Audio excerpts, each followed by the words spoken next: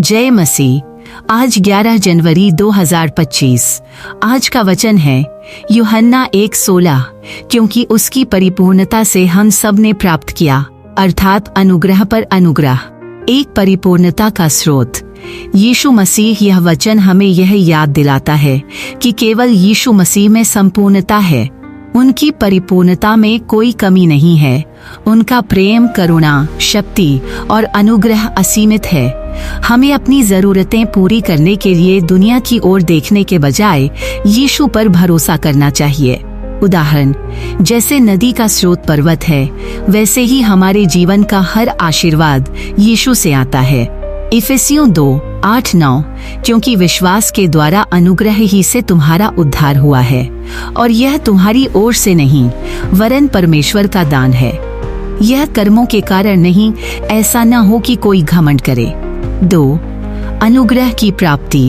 उपहार स्वरूप अनुग्रह का अर्थ है वह आशीर्वाद जो हमने अपने कर्मों के द्वारा नहीं कमाया, बल्कि हमें मुफ्त में दिया गया।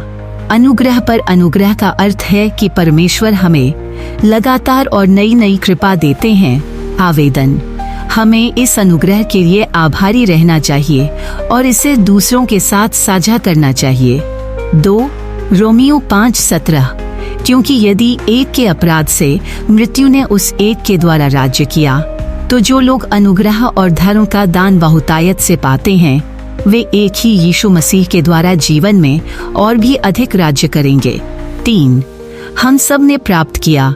यह वचन हमें बताता है कि परमेश्वर का अनुग्रह हर व्यक्ति के लिए उपलब्ध है। जाति, भाषा, वर्ग और पृष्ठभूमि का कोई भेद नहीं है। हमें दूसरों को यह सुसमाचार सुनाने के लिए प्रेरित होना चाहिए कि यह अनुग्रह उनके लिए भी उपलब्ध है। आवेदन, जैसे परमेश्वर ने हमें अनुग्रह से आशीषित किया है, वैसे ही हमें दूसरों को माफ करना और प्रेम करना चाहिए। 2 कुरिन्थियों 12:9 पर उसने मुझसे कहा, मेरा अनुग्रह तेरे लिए पर्याप्त है, क्योंकि मेरी शक्ति निर्बलता में सिद्ध होती है। इसलिए मैं बड़े आनंद से अपनी निर्बलताओं पर घमंड करूंगा कि मसीह की शक्ति मुझ पर छाया करती रहे। 4. जीवन में अनुग्रह का प्रभाव। परमेश्वर का अनुग्रह हमें पाप से बचाने और नया जीवन देने में सक्षम है। अनुग्रह हमें परिवर्तन करता है, हमें सही दिशा में चलने की शक्ति देता है और हमें यीशु के समान बनने में मदद करता है।